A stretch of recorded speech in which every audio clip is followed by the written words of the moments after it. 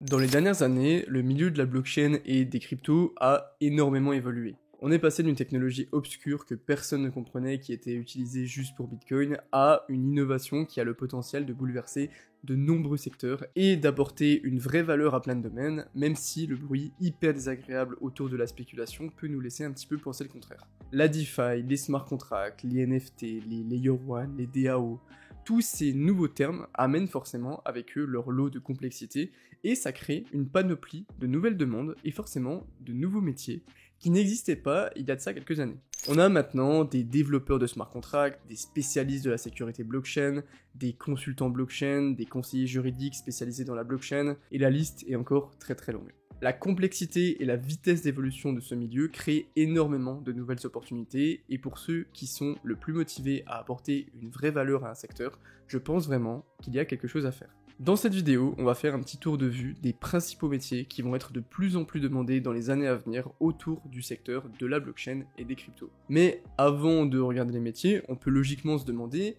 en fait, pourquoi on devrait investir du temps et de la formation dans un milieu aussi instable que celui de la blockchain et des cryptos. Dans un rapport de LinkedIn, on voit que la blockchain est devenue la compétence la plus demandée sur le marché du travail en 2022. En 2020, les offres d'emploi qui étaient liées à la blockchain ont augmenté de 200%, et les prévisions pour 2023 et plus sont extrêmement optimistes. C'est forcément un secteur qui fonctionne en cycle, donc il y a eu un petit ralentissement avec le bear market, c'est logique, mais qui va certainement redémarrer, c'est quasiment une garantie. En fait, c'est un domaine tellement complexe que le nombre d'experts n'est pas du tout suffisant par rapport à sa croissance constante et à son évolution permanente.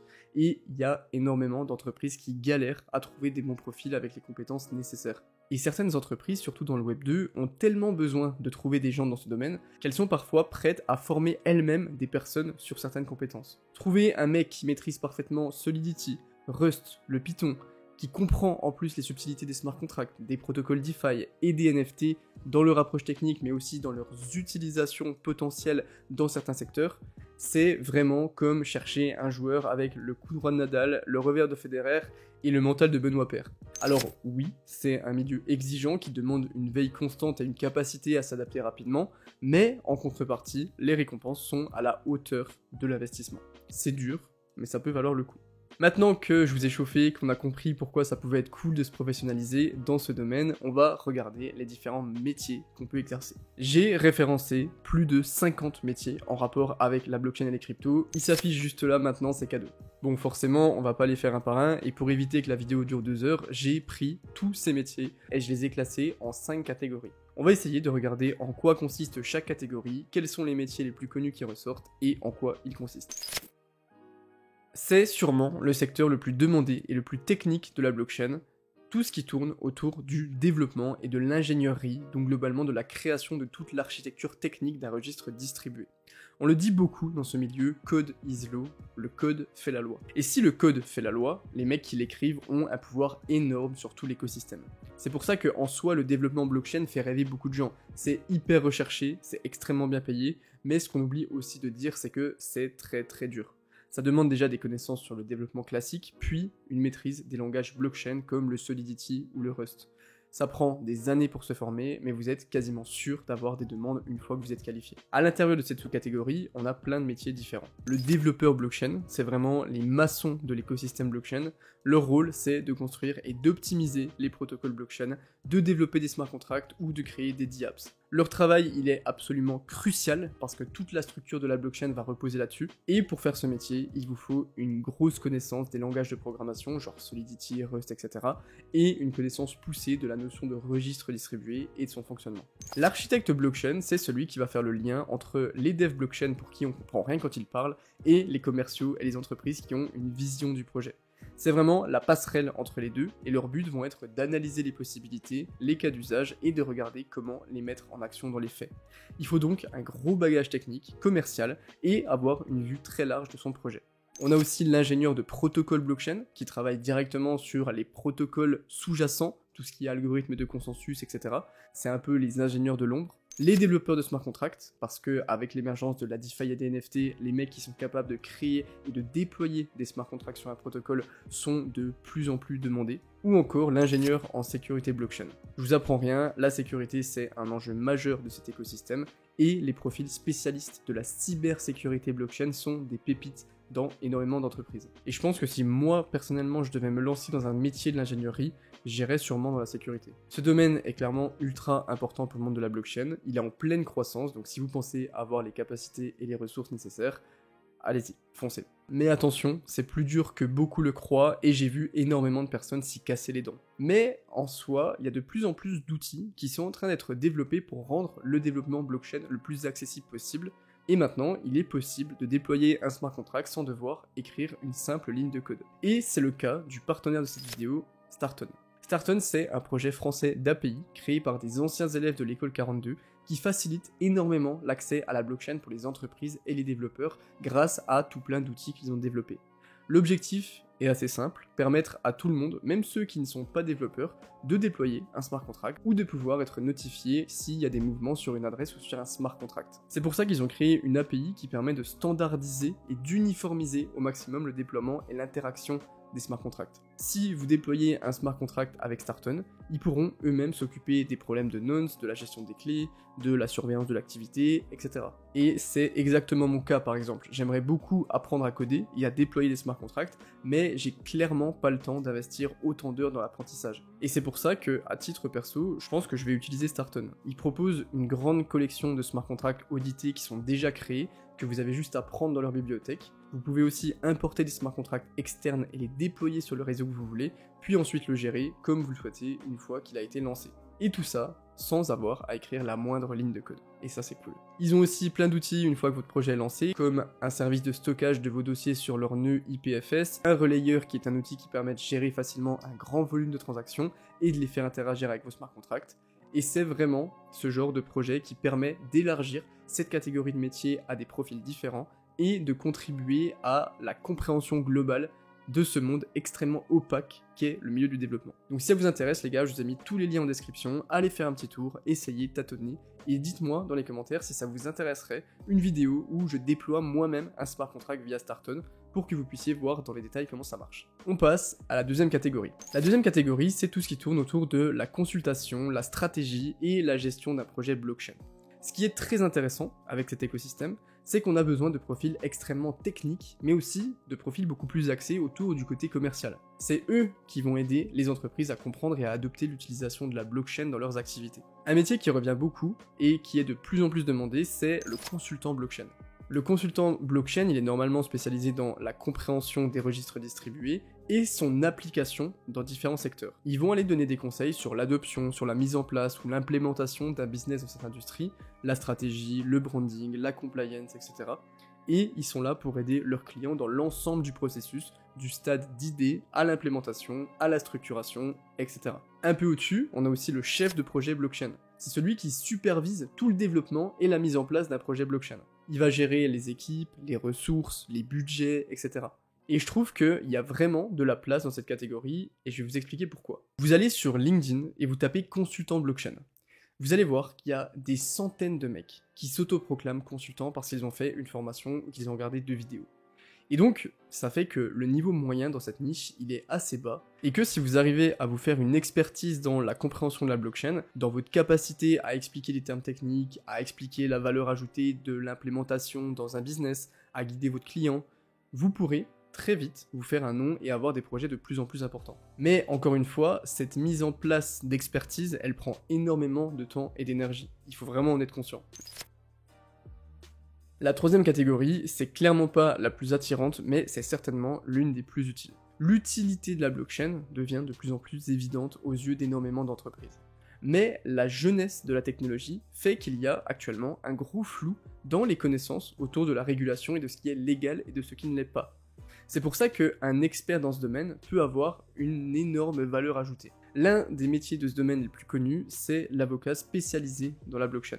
Il va donner des conseils juridiques à toutes les entités qui veulent lancer un projet dans ce domaine. Forcément, on ne devient pas avocat en claquant des doigts, et c'est évidemment déjà destiné à ceux qui sont dans le droit ou qui sont motivés à se taper 6 ans d'études. Un conseil, faites attention avec ces décisions.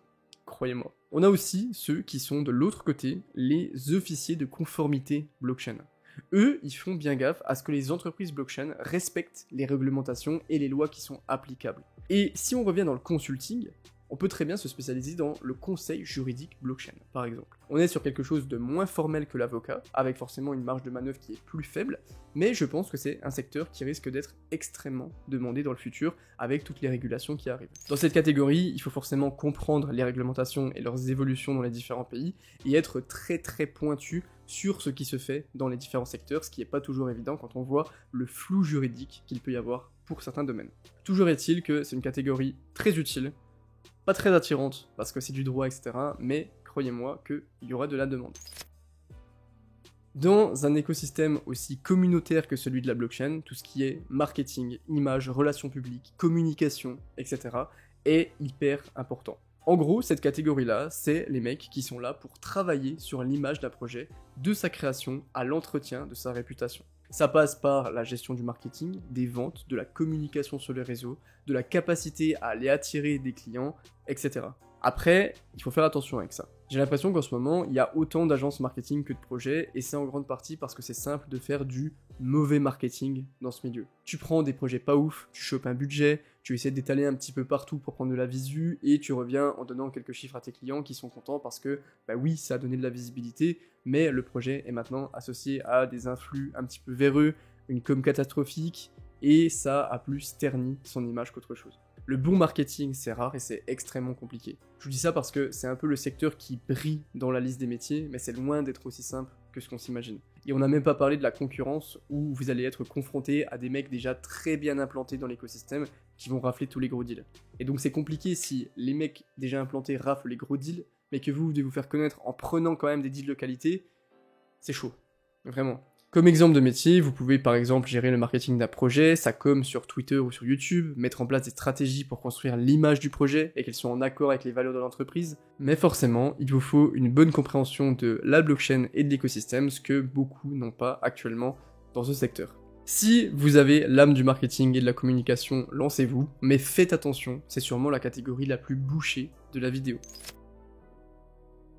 Le domaine dont je fais partie, que j'aime autant qu'il m'énerve, l'analyse, la recherche et l'éducation. C'est un secteur très vaste où il y a 1000 choses possibles différentes à faire. Déjà, je pense qu'on peut séparer recherche et analyse. On retrouve de plus en plus de chercheurs et d'analystes sur le marché des crypto-monnaies. C'est des mecs dont le boulot, c'est d'étudier les marchés, les techs, les datas, d'analyser les tendances, de traquer tous les mouvements et d'en tirer des conclusions. Ça peut être dans plein de secteurs différents, comme la tech pure, le trading, la data science où tu peux poncer Etherscan à la recherche d'infos, et ensuite, ces chercheurs, ils peuvent garder leurs découvertes pour eux et agir en fonction dans leurs investissements et leurs créations, ou les vendre à des entités qui ont besoin de ces données.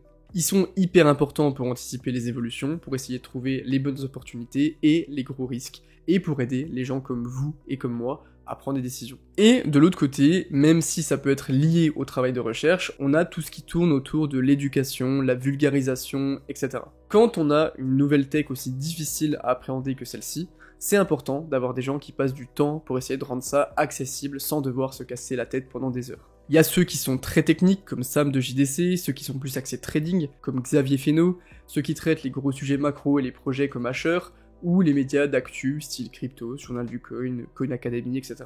Après, forcément, ça amène aussi son lot de dérives, où on est gratifié de beaucoup de mecs qui profitent du manque de connaissances des gens pour leur dire et pour leur faire acheter n'importe quoi, comme par exemple, non, je dirais pas non, mais il y en a beaucoup, croyez-moi. Si vous vous intéressez à ce domaine et que vous aimeriez partager vos connaissances ou vos recherches, c'est le secteur qui peut vous correspondre. Vous pouvez vous lancer sur Twitter, faire des articles sur Medium, une newsletter sur Substack, une chaîne YouTube, des TikTok, ou faire des articles pour des gros médias qui travaillent beaucoup avec du freelance. C'est un secteur qui est généralement beaucoup plus indépendant, à moins que vous soyez rédacteur pour des gros sites, vous allez devoir commencer de zéro, construire votre communauté, structurer votre image en fonction de la valeur que vous apportez, mais si vous êtes motivé et patient, vous y arriverez, croyez-moi. Il y a beaucoup de place dans ce milieu, et vu que la crypto fonctionne par cycle, on a des vagues d'arrivée de nouvelles personnes qui vont toujours se diriger en fait vers celui qui fait le meilleur contenu. Donc vous pouvez largement avoir une audience si vous en faites partie. Ça peut également être une bonne porte d'entrée pour aller vers des métiers plus deep dans l'écosystème, comme ceux qu'on a vu un petit peu avant. Soyez régulier, soyez quali, et surtout, le plus important, soyez bienveillants.